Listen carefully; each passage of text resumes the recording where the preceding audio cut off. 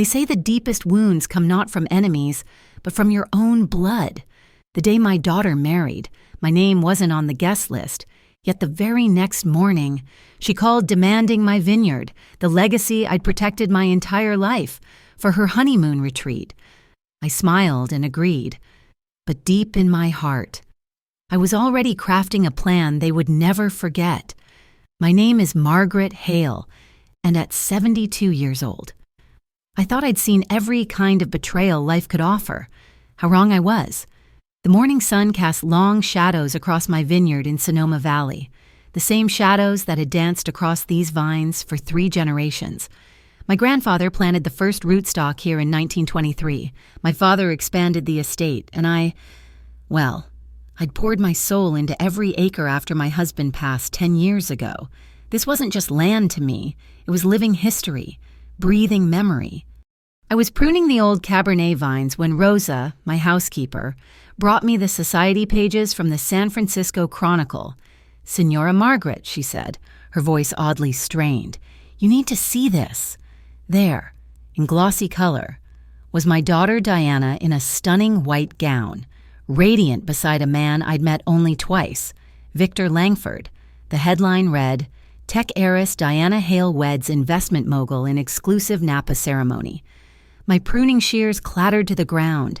Diana, my only child, the little girl who used to run barefoot through these very rows, her laughter echoing off the hills, the teenager who helped me bottle our first award-winning vintage, the young woman who'd left for Silicon Valley swearing she'd always keep the vineyard in her heart. She'd gotten married without telling me, without inviting me.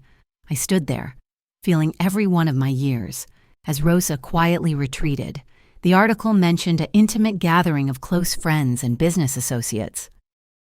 Close friends, business associates, but not her mother. The phone rang at precisely 10:30 that morning.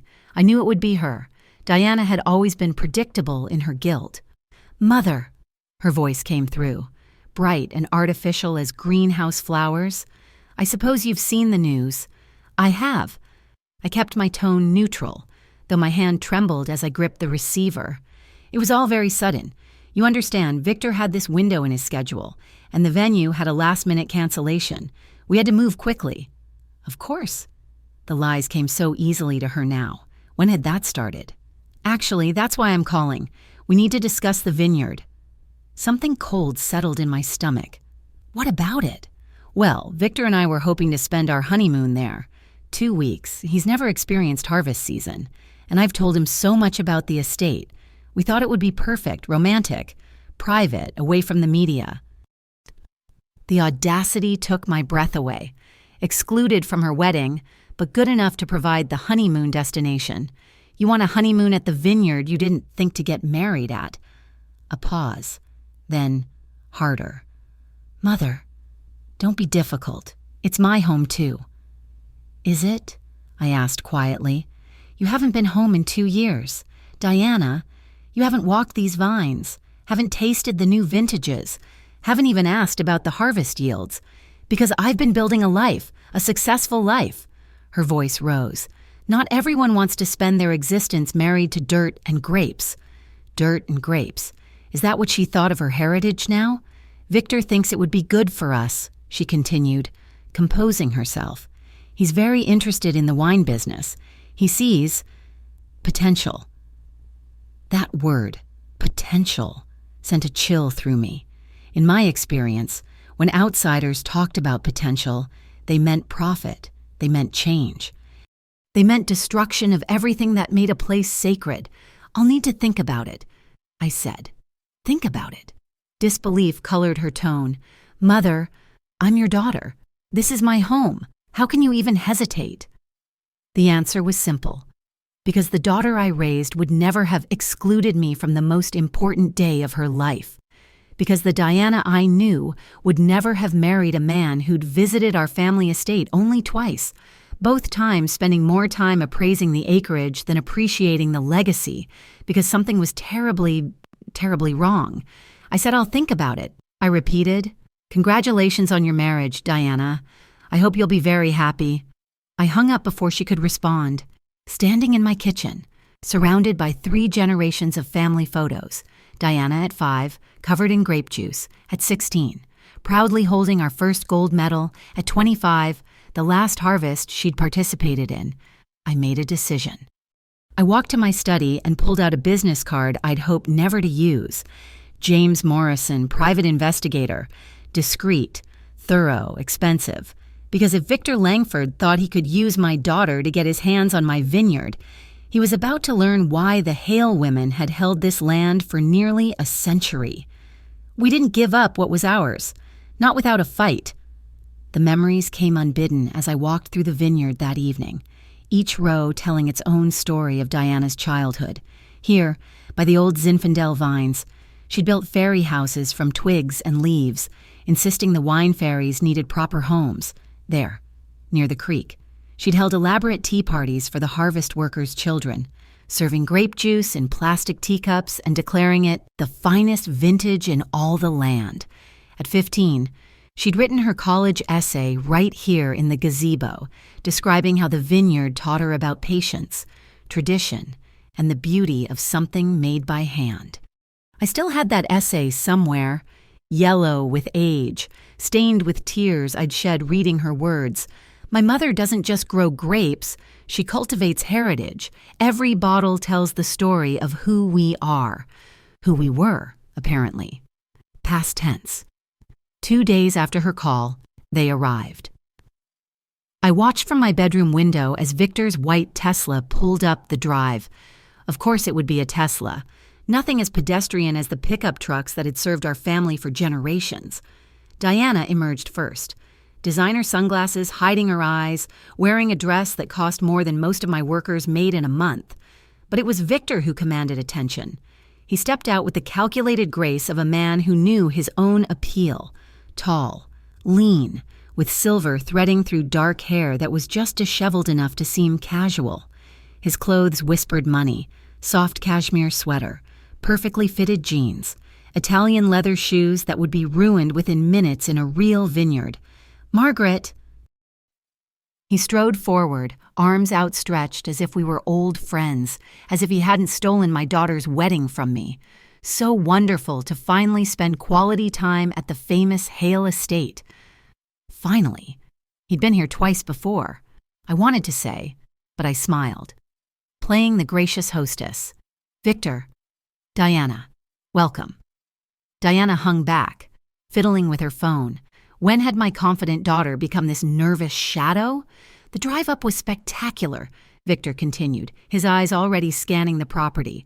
"I can see why this place has such sentimental value. Sentimental, as if 3 generations of blood, sweat, and dreams could be reduced to sentiment. Would you like some lunch?" I offered. "Rosa made her famous empanadas." "Actually," Victor interjected before Diana could respond, "I'd love a tour first. Diana's told me so much, but seeing it through professional eyes, you understand." Professional eyes, there it was. We walked the grounds, Victor asking questions that set my teeth on edge. Not how do you achieve such complex flavors, but what's the total acreage? Not tell me about this varietal, but what's the annual revenue? He photographed everything with his phone, muttering about underutilized space and optimization opportunities. Diana trailed behind us, occasionally offering weak commentary. "Remember? Victor, this is where I learned to drive the tractor." Her voice sounded rehearsed, like she was reading from a script titled Fond Childhood Memories. At the winery building, Victor's mask slipped for just a moment. "This is all original construction?" He ran his hand along the stone wall, and I saw it. The calculating look of a man tallying demolition costs. "Built in 1924, I said proudly. "My grandfather laid every stone himself." "Charming," Victor murmured, "though probably not up to modern commercial standards." "I know some excellent architects who specialize in hospitality venues." "It's a working winery," I said firmly, "not a hospitality venue." He smiled, all teeth. "Of course, for now." Diana finally spoke up. "Mother still does things the old way. Small batches, hand-picking, minimal intervention. It's very artisanal." The way she said artisanal, like it was a quaint hobby rather than a philosophy, cut deep. "Nothing wrong with tradition," Victor said smoothly, "though the market does reward innovation. I've been studying the wine industry extensively. Fascinating business model, especially for properties with established reputations that could support expanded operations." There it was. Not 2 hours on my land, and he was already remaking it in his mind. "Tell me, Margaret," he continued, "have you ever considered bringing in investors? Someone with fresh capital and ideas could really transform this place." "Transform it into what?" I kept my voice pleasant, curious. "Oh, the possibilities are endless. Event venue, boutique hotel, wine country destination. This place could be a gold mine with the right vision." Gold mine. At least he was honest about what he saw when he looked at my life's work. Diana's phone rang. "I need to take this," she said quickly, walking away, but not before I caught the caller ID. "Mom, divorce lawyer." Not her mother, someone else's. As she walked toward the garden, Victor moved closer. "She's special, your daughter. So accomplished, so valuable." The word choice made my skin crawl. "She is special," I agreed, "and she speaks so highly of you, always saying how you built this place up after her father died, how you managed everything alone. Must be exhausting at your age." At my age, I was 72, not deceased. "Some women might be ready to step back," he continued. "Enjoy retirement. Let the next generation take over." "And you see yourself as the next generation?" He laughed, a sound like wine glasses breaking. "Diana and I are partners in everything. What's hers is mine. What's mine is hers. Modern marriage, you know." I knew. I knew exactly what kind of partnership he meant. Diana returned, flushed and agitated. "Everything okay, sweetheart?" I asked. "Fine," she said quickly, too quickly. "Victor, we should go. I'm getting a headache." As they prepared to leave, Victor clasped my hands. "Think about what I said, Margaret. This place has served its purpose. But maybe it's time for something new. Diana agrees. Don't you, darling?" My daughter looked at me, and for just a second, I saw her, really saw her, trapped, uncertain, afraid. Then the moment passed, and she nodded. "Change can be good. Mother, you taught me that." I had taught her that, but I'd also taught her the difference between growth and destruction, between evolution and erasure. As their Tesla disappeared down the drive, I stood among my vines and made a promise to 3 generations of Hale women. Whatever game Victor Langford was playing, whatever hold he had on my daughter, it ended here. He wanted to transform my vineyard? He had no idea what transformation looked like when a Hale woman decided to fight. James Morrison worked fast. Within a week, the private investigator had compiled a dossier that made my blood run cold. I sat in my lawyer Patricia Brennan's office, staring at the evidence spread across her mahogany desk like a map of destruction. "Victor Langford, born Victor Lasco," Patricia read, her voice clinical. "Changed his name legally 12 years ago. Since then, he's been married 3 times. Each wife was a widow or divorcee with significant assets. Each marriage ended with the woman losing everything." "Everything?" My voice came out as a whisper. Rebecca Thornton, widow, inherited a chain of boutique hotels from her late husband. Married Victor in 2012. By 2014, she'd signed over controlling interest to him for tax purposes. The divorce left her with nothing but debt. Patricia flipped to the next page. Marie Dubois, divorced, owned a successful art gallery in Boston. Married Victor in 2016. He convinced her to expand internationally with his investment expertise. The gallery went bankrupt within 18 months. He walked away with the insurance payout. And the third? Sarah Winters. Inherited her family's thoroughbred farm in Kentucky. Patricia's face darkened. This one's worse. He had her declared mentally incompetent. She's currently in a private facility, and he controls her estate. My hands shook as I reached for the photos. 3 women, all beautiful, all successful, all destroyed, and now Diana was number 4. There's more. Morrison spoke up from the corner where he'd been quietly observing. "Your daughter's recent financial activities." She's been liquidating assets, her tech stocks, her condo in Palo Alto, even her retirement accounts. Everything's being transferred to joint accounts with Victor. Can we stop it? Patricia shook her head. She's a legal adult making voluntary transactions. Unless we can prove coercion or mental incapacity. What about criminal charges? This pattern is suspicious but not necessarily illegal. He's clever. Everything's done with proper documentation, seemingly voluntary. The women sign the papers themselves. I thought of Diana's nervous energy, her scripted responses, that mysterious call from someone else's divorce lawyer. He's not just after the Vineyard. He's systematically isolating her, making her dependent. Classic pattern, Morrison confirmed. I've seen it before. He'll convince her everyone else is against their happiness. Family becomes the enemy. Friends are jealous until she has no one left but him. That evening, I tried calling Diana. Straight to voicemail. I texted, kept it light. Thinking of you, Rosa made your favorite blackberry pie. No response. 3 days later, she appeared at my door unannounced, alone. Diana! I pulled her into a hug, feeling how thin she'd gotten. Come in, sweetheart. Where's Victor? Business meeting. She fidgeted with her wedding ring, a gaudy thing that looked nothing like the simple band she'd always said she wanted. Mother, we need to talk about the Vineyard. I led her to the kitchen, poured her favorite tea. What about it? Victor's been doing research. Did you know this place is hemorrhaging money? I almost laughed. Diana, we've been profitable for 15 years straight. You've seen the books, old methods. She wasn't meeting my eyes. Victor says with proper management, we could triple our revenue. He has connections in China. Huge market for luxury California wines. But it would require modernization.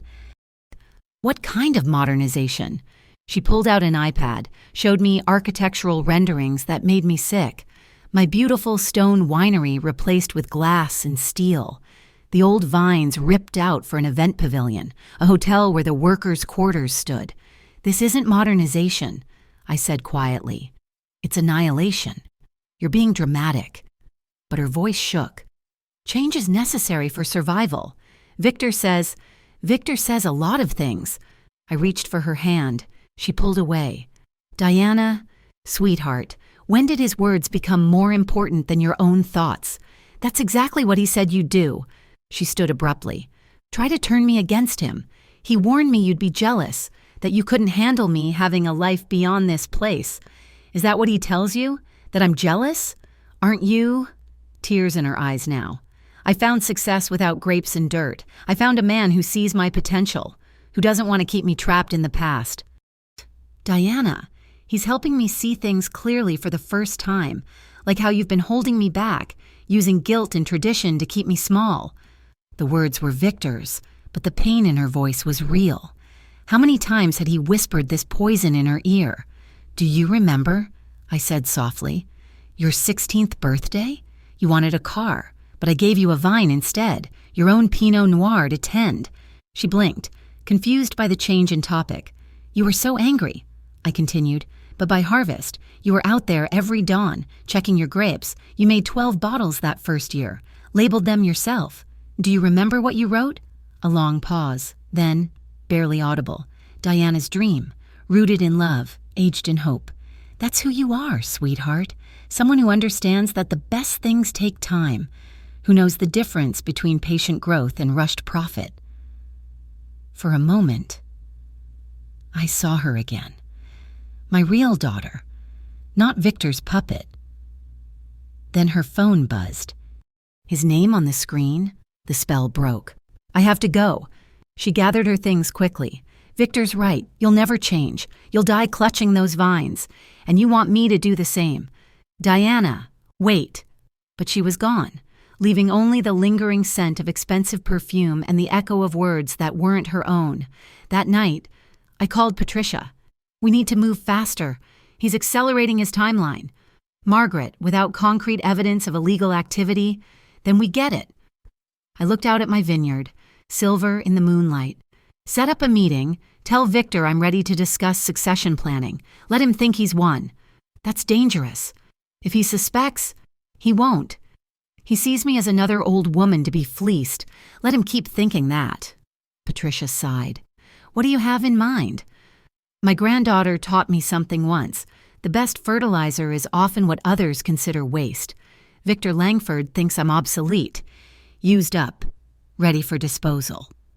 I smiled, and it wasn't a kind smile. He's about to learn what this old soil can grow when properly motivated. The transformation began the next morning. I, Margaret Hale, owner of one of Sonoma's most successful boutique wineries, became a frail old woman overwhelmed by the demands of her estate.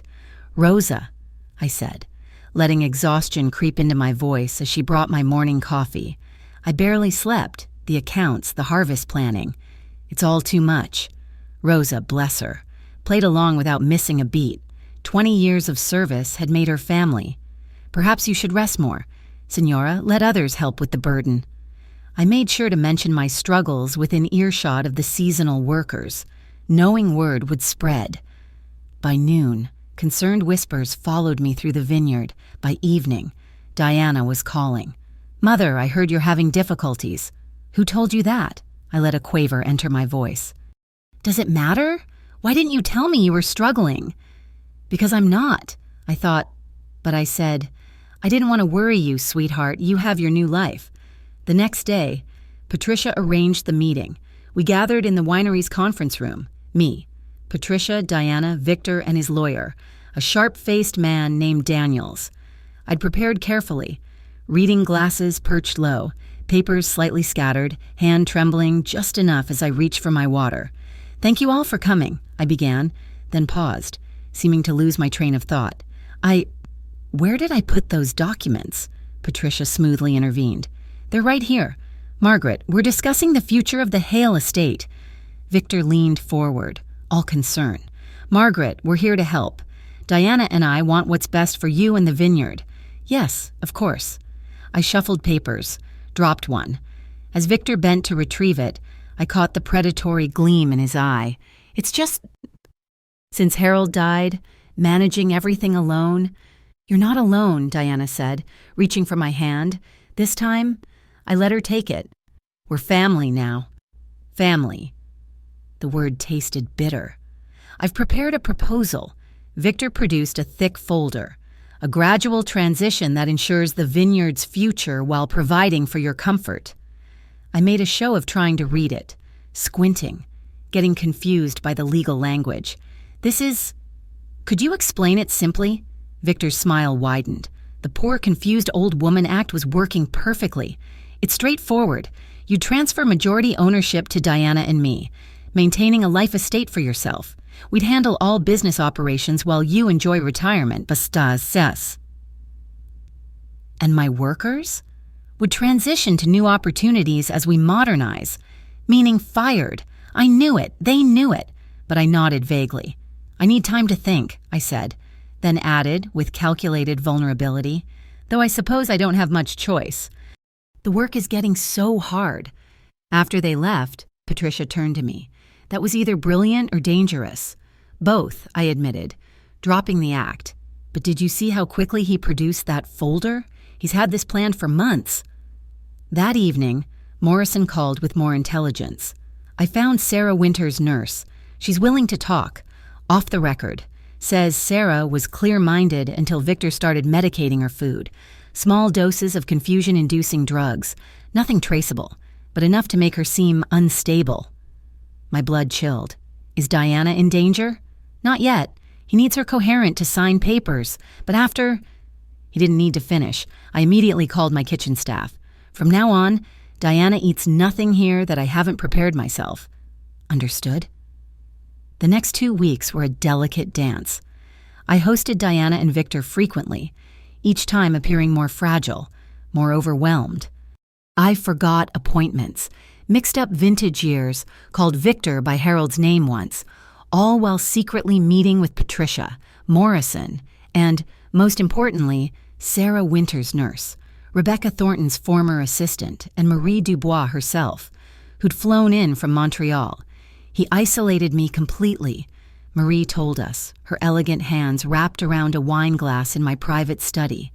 By the end, I believed my own family was trying to steal from me. He was so convincing, so caring, until the papers were signed. "How did he turn you against your family?" I asked. Gradually. Small comments about their motivations, twisted conversations I'd had with them, made me doubt my own memories. "Don't you remember, darling? Your sister said she deserved half the gallery. I'm just protecting you." Classic gaslighting, and now he was doing it to Diana. I started recording everything, every conversation, every meeting. California was a two-party consent state, but Patricia found a loophole. I could record in my own home for security purposes. The breakthrough came from an unexpected source. Rose's nephew worked in IT and offered to check my computer for viruses. What he found instead were keystroke loggers and remote access software. He's been monitoring everything. He showed me emails, financial records, even your medical information. Can you trace it back to him? Already did. IP address matches his home network. Finally, concrete evidence of illegal activity, but I needed more. I needed him to incriminate himself fully. So I crafted an email to Patricia, knowing he'd read it.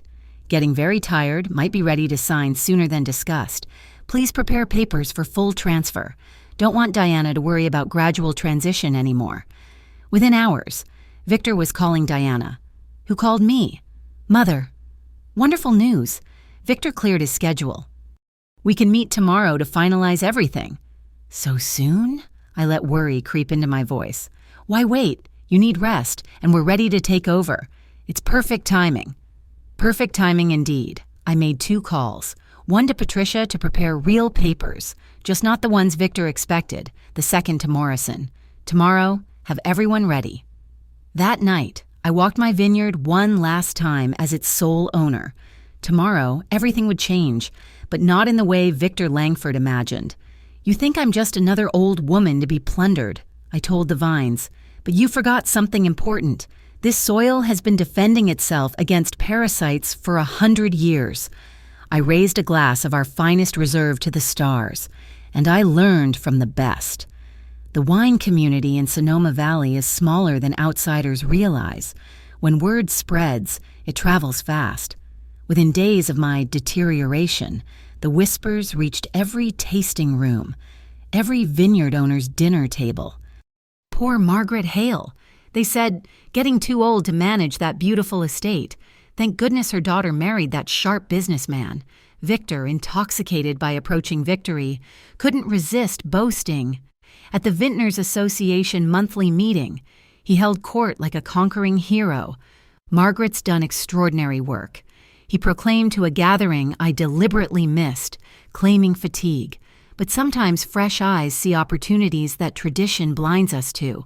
The Hale estate has been underperforming for years.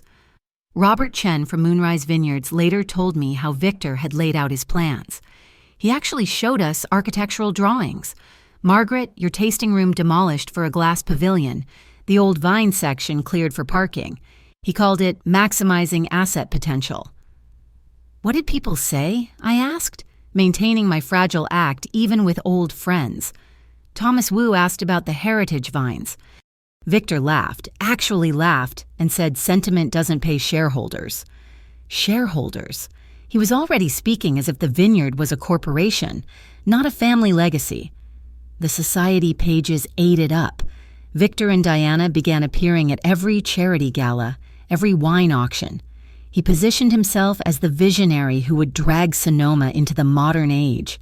She stood beside him, beautiful and silent, wearing designer gowns that grew more expensive as her smile grew more strained. At a children's hospital fundraiser, Victor announced their plans publicly. By next spring, the Hale estate will begin its transformation. We're bringing international investment, cutting-edge technology, and a new model for wine country success. The applause was polite but uncertain. These were people who understood that wine was about more than profit margins. Diana found me in the garden the next morning, agitated. "Mother, Victor's moving too fast. I told him we should wait until after harvest, but he says delays cost money." I continued pruning my roses, letting my hands shake slightly. "Perhaps he's right, dear. I'm very tired these days." But you love harvest season. You always said it was when the vineyard showed its true character. Character doesn't pay bills, I quoted her husband.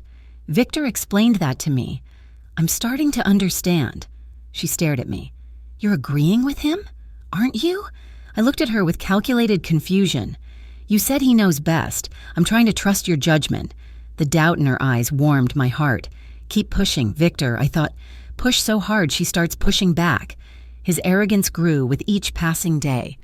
He hired consultants who tramped through my vineyard, taking soil samples and photographs. He brought potential investors for private tours, discussing demolition schedules while standing in the very room where my grandfather had bottled his first vintage. The old fermentation room will make a spectacular wine club lounge, he told a group of Silicon Valley executives. We'll keep one wall of original stone for atmosphere. Authenticity sells. One wall, 3 generations of craftsmanship reduced to atmosphere. Rosa reported everything she overheard. He was on the phone with contractors. Senora, scheduling demolition for 2 weeks after the papers are signed. He said, forgive me. The old bat won't know what hit her. Let him think that. My trap was nearly ready. Patricia had discovered something crucial in Victor's paperwork. He's pre-sold investment shares in the transformed estate, legally binding contracts worth millions, contingent on him gaining control by year's end. What happens if he doesn't? He's financially ruined and possibly facing fraud charges for selling something he doesn't own. The pressure explained his increasing desperation. He pushed Diana harder, and she began cracking. I found her crying in the Pinot Noir section, Rosa told me one evening. Standing by her 16th birthday vines, she said Victor wants to tear them out first, says keeping sentimental plots is bad business. Her birthday vines, the ones she'd tended so carefully, that had produced her first wine. Even I hadn't expected him to be that cruel. I made my move at the next family dinner. As Victor pontificated about market opportunities, I suddenly clutched my chest. Mother? Diana was instantly at my side. Just tired, I gasped. The stress. Perhaps Victor's right. Perhaps it's time. We're ready whenever you are, Victor said, barely concealing his eagerness. I looked at him with calculated defeat. The Harvest Gala, I'll sign then. One last celebration as sole owner. The Harvest Gala, Sonoma's premier wine event, where every significant vintner, critic, and collector gathered, 3 weeks away. Why wait? Victor pressed. Please. I let tears fill my eyes. Let an old woman say goodbye properly. You'll have everything soon enough. Diana squeezed my hand. Of course. Mother, the gala is perfect. Victor's jaw tightened, but he nodded.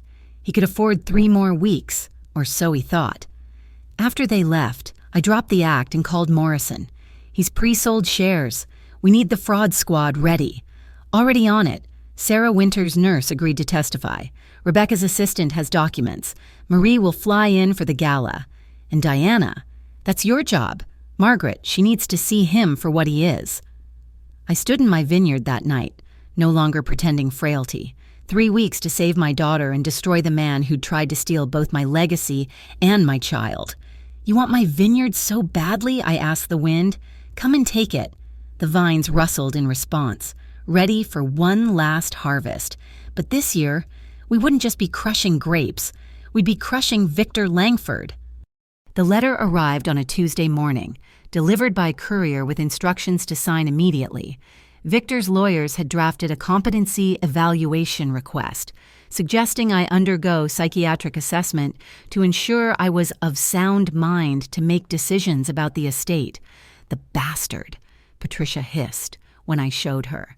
He's laying groundwork to challenge any future decisions you make, or to have me declared incompetent if I refuse to sign at the gala.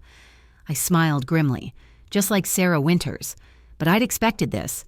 Every predator has patterns, and Victor was nothing if not predictable. Schedule the evaluation, I told Patricia. With Dr. Elizabeth Hartley, your personal physician for 30 years? Who better to assess my mental state? I winked. Make sure Victor's lawyers know we're cooperating fully. The whispers around town grew louder. Poor Margaret Hale, finally admitting she needed help. Even her daughter agreed to the evaluation. Such a devoted son-in-law, making sure everything was handled properly. At the farmer's market that Saturday, I played my part perfectly. I forgot which vendor I'd ordered from, counted change twice, called 2 different people by the wrong name. Word would get back to Victor within hours. Mrs. Hale. Maria Santos from Santos Cellars approached carefully. "Are you all right? You seem tired." "Oh, Maria." I clutched her arm. "Yes, just tired. Victor says I've been working too hard. He's probably right. Such a smart young man." The pity in her eyes almost made me break character. Maria, whose family had been making wine here for 4 generations, understood what losing a vineyard meant, but she didn't know I was far from lost. Diana visited more frequently as the gala approached, always with Victor hovering nearby. She looked exhausted, dark circles under designer sunglasses, hands trembling slightly when she thought no one was watching. "Darling," I said during one visit, letting my voice waver, "are you eating properly? You look thin." "I'm fine, Mother." But she pushed her lunch around the plate, taking tiny bites. Victor's phone rang constantly. Investors calling, contractors checking schedules, lawyers confirming details. He stepped out for each call. But walls in old houses are thin, and Rosa had excellent hearing. He told someone Diana's almost ready to sign her shares over to him, Rosa reported. For tax purposes, he said she just needs a little more time to accept the necessity. My blood boiled, but I maintained my facade. How fortunate she has someone to handle such complex matters. The psychiatric evaluation was a masterpiece of theater. Doctor.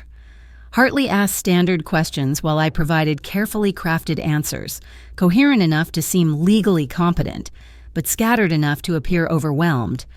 "Margaret shows signs of stress and mild age-related fatigue," she wrote in her report.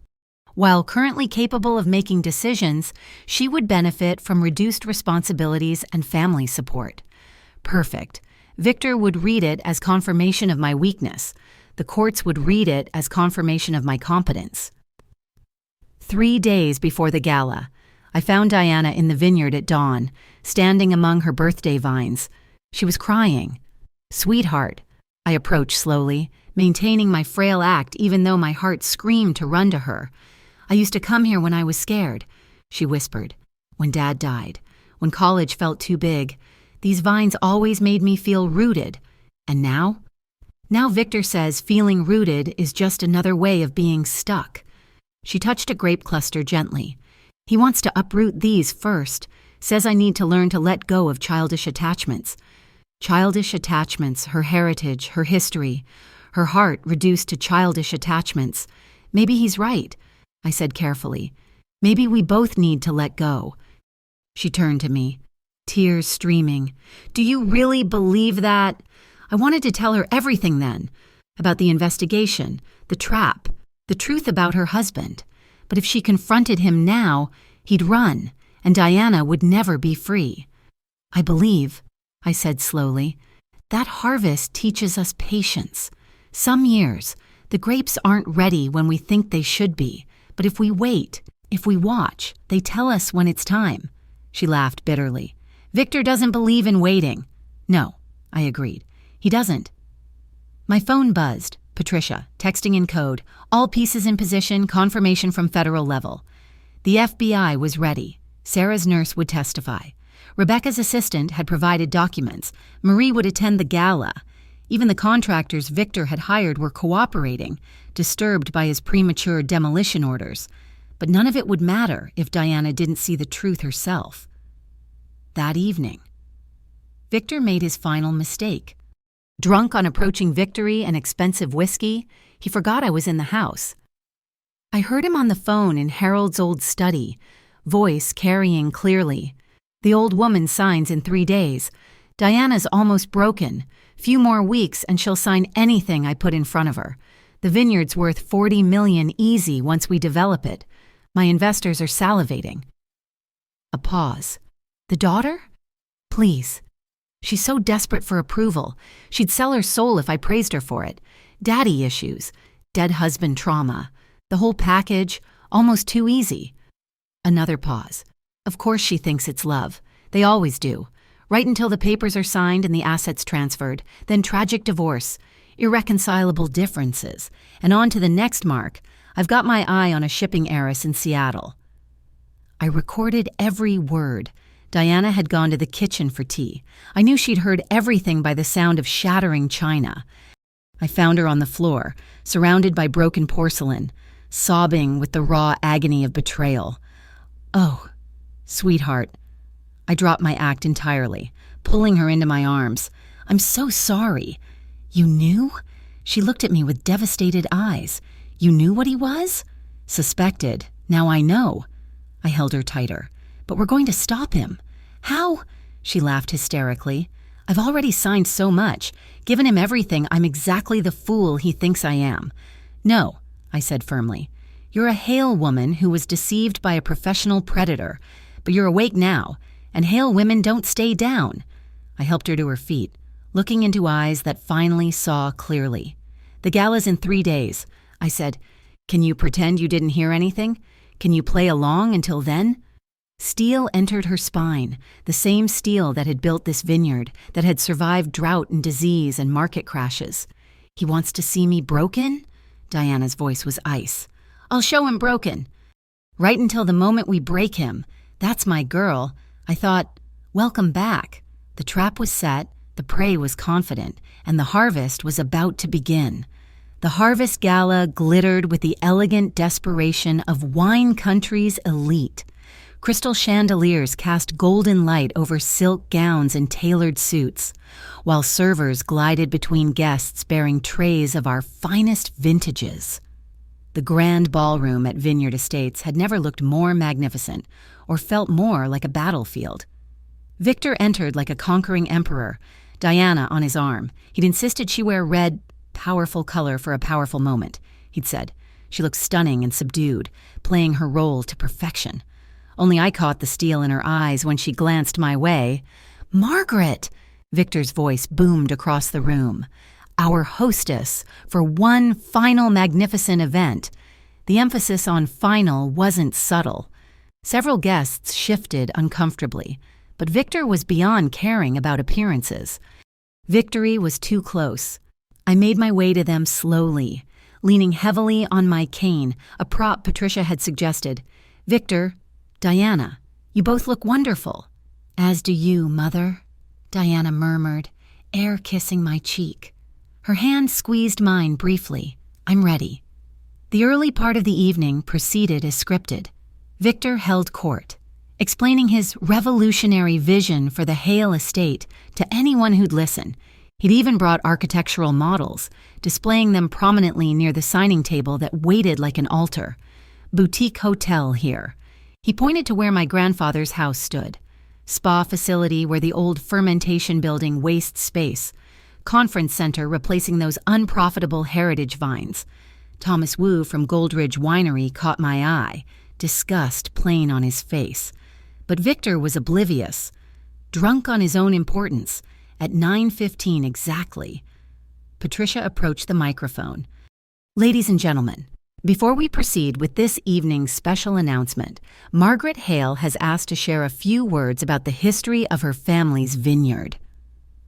I made my way to the stage, movements deliberately shaky, the room quieted. 300 of wine country's most influential people waiting. My friends, I began, voice quavering. For 3 generations, the Hale women have stewarded this land. Tonight, that stewardship enters a new chapter. Victor preened in the front row, Diana beside him with downcast eyes. But first, I continued, I'd like to share a story about parasites. His smile flickered. In viticulture, we deal with many threats. Phylloxera, the aphid that nearly destroyed European winemaking. Pierce's disease, spread by insects that look harmless until they've infected the vine. But the most dangerous parasites are those that attack from within, gaining the plant's trust before draining it dry. Murmurs rippled through the crowd. This wasn't the rambling farewell speech they'd expected. Some parasites are especially clever. I straightened, my voice growing stronger. They attach themselves to healthy hosts, secreting chemicals that make the plant believe the parasite is part of itself. By the time the vine realizes the truth, It's often too late. Victor stood abruptly. Margaret, perhaps you should— Sit down, Mr. Langford. My voice cracked like a whip. Or should I say, Mr. Lasco? The murmur became a roar. I raised my hand for silence. My daughter fell prey to such a parasite, a man who saw not the beauty of our heritage, but only dollars to be extracted, who spoke of love while planning destruction, who thought an old woman's grief would blind her to his game. This is ridiculous. Victor started toward the stage. She's clearly having an episode. An episode, I laughed. Oh, I'm having an episode, all right. An episode of clarity. I nodded to Patricia, who signaled to someone at the back door. Sarah Winters entered, no longer the broken woman in the psychiatric facility, but clear-eyed and determined. Behind her, Rebecca Thornton and Marie Dubois. Victor went white. Mr. Langford has quite a history with vineyards, I announced, and hotels, and art galleries, and horse farms. Ladies, would you care to share? What followed was 20 minutes of devastating testimony. Sarah spoke of gradual poisoning, of signing papers while drugged. Rebecca detailed financial manipulation that left her homeless. Marie described the systematic destruction of her family's gallery. The crowd stood frozen, champagne flutes forgotten. As the pattern emerged, the FBI agents, discreet in their dark suits, moved closer to the exits. You can't prove anything, Victor snarled. Mask completely gone. Business deals gone bad. Bitter ex-wives. No court would— Actually, I smiled. They would, especially with this. The screens around the room lit up with financial documents. Morrison had done excellent work. Pre-sold shares in an estate you don't own. Contracts worth $12 million. Wire fraud. Securities fraud. Conspiracy to commit elder abuse. Oh, and this— I played the recording from 3 nights ago. Victor's voice filled the ballroom, bragging about breaking Diana, calling her desperate and traumatized, planning his next mark in Seattle. Diana stood slowly, every eye upon her. She walked to Victor with measured steps, removed her wedding ring, and dropped it in his champagne. My divorce lawyer will contact yours, she said clearly, though I suspect you'll be rather busy with federal prosecutors. The FBI agents moved in then, badges out. Victor Langford, you're under arrest for wire fraud, mail fraud, and conspiracy to defraud. He lunged toward me as they cuffed him. You scheming witch! You planned this! Planned? I tilted my head. I'm just a confused old woman, remember? Barely competent to sign papers. How could I plan anything? As they led him away, still screaming about entrapment and manipulation. I turned back to the stunned crowd. Now then, I said briskly, all trace of frailty gone. Let's discuss the actual future of Hale Estates. Diana? My daughter joined me on stage, standing tall despite tear-stained cheeks. The vineyard remains in family hands, she announced, where it belongs, where it will always belong. The applause started slowly, then built to thunder.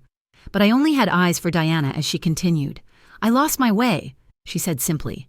Let ambition and false promises cloud my judgment, but this land doesn't lie.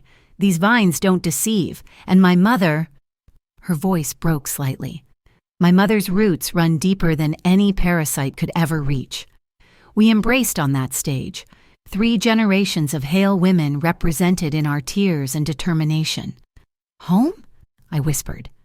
Home, she confirmed. The federal agents led Victor away in handcuffs, his Italian leather shoes scraping against the marble floor as he struggled. The last thing we heard before the doors closed was his pathetic attempt at manipulation. Diana, darling, you can't let them do this. We have plans, our future. But Diana had already turned away, her hand finding mine as we stood together on that stage. The ballroom erupted in chaos, journalists rushing for exits to file their stories, society matrons whispering behind manicured hands, and Victor's potential investors frantically making phone calls to their lawyers. Margaret— Judge Harrison approached the stage, his aged face creased with admiration. That was quite the performance. Performance? I smiled innocently. I'm just a confused old woman who happened to stumble upon some disturbing information about my son-in-law. He chuckled. Remind me never to underestimate a hale woman. As the crowd dispersed, Patricia handed me a glass of our 1998 reserve, the vintage Harold and I had bottled together before his death. The FBI wants to interview you tomorrow. They're building cases in 3 other states based on tonight's revelations. Good. I took a sip, letting the complex flavors remind me why we fight for what matters. Sarah, Rebecca, and Marie deserve justice, all as victims do. Diana stood at the window, watching the last of the guests' cars wind down our mountain road. How many others, do you think? How many women like me who believed his lies? Too many, I admitted. But it ends here. Your courage tonight will help them come forward. She turned to me, and for the first time in months, I saw my real daughter, not Victor's puppet, but the fierce, intelligent woman who'd once written about roots and heritage. I'm sorry, Mom. The tears came then, real and cleansing. I'm so sorry I shut you out, that I let him convince me you were the enemy. The wedding. She choked on the words. Shh. I pulled her close. He was a professional manipulator. He knew exactly which buttons to push, which insecurities to exploit. The wedding doesn't matter. You're here now.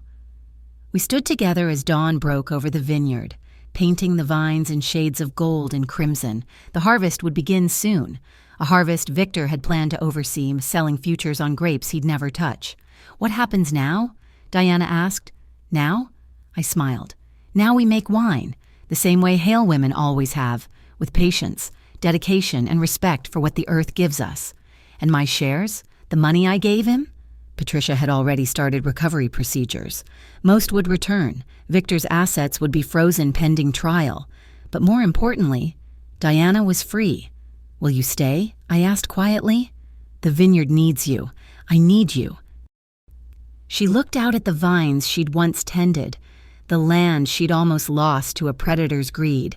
He made me feel like this was a prison, like tradition was a chain holding me back. And now? Now I see it's an anchor, something to keep me grounded when storms come. She squeezed my hand. Yes, I'll stay, if you'll have me. Always. Sweetheart, always.